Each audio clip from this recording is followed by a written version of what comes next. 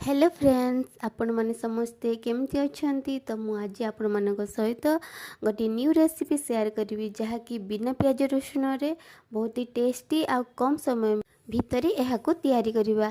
आपण चाहिले पूजा पद्धति किंबा बार रे एहाको बिना तेल रे एहाको मु तैयारी करिबा। आपण चाहिले आराम से एहाको तैयारी करिकि खाइ पारे आ एहाको खाइबा पई बहुत ही टेस्टी लागे। आ रुटी भात परोटा सबु संगे एहाको बनेकि खाइ पारिबे। चलंतु देखिया मु केमिति बनेइछि।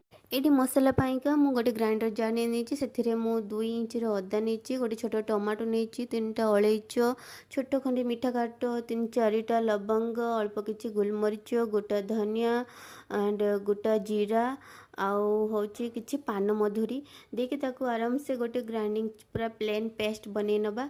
तापर एठी देखंतु मु कढ़ाई रे अल्प किछि घिया दे दी। तो एठी मु घिया रे बनौची।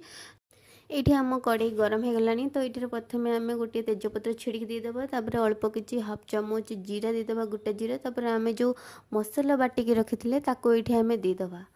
अल्प समय ताको एमती नाड़ीबा नहले तले लागिजिवो। तो हल्का हल्का आंचरे याको बनैबा। तो ये देखो आम मसला भी हो गलानी। तो ये तेल सब बाहरी गलानी। तो ये आम सब सुखा मसला भी पकईदबा जमती कि हलदी गुंड हाफ चामच लंका गुंड हाफ चामच काश्मीरी लाल मिर्च हाफ चामच आ मुझे हाफ चामच धनिया पाउडर पकई जेहेतु आम सब गोटा मसला देते तो ये आम अल्प अल्प पकईबा जहाँद्वारा टेस्ट आहरी भल आस। तो ये आम मसला हो गलानी। तो ये आम पानी देदेबा। पानी देके आ किछि समय यहाँ फुटिया छाड़ीदबा। एबे कड़े रे ढांकुणी देदेबा और गैस को स्लो करदबा नहेले आमर मसला पोड़ी हो।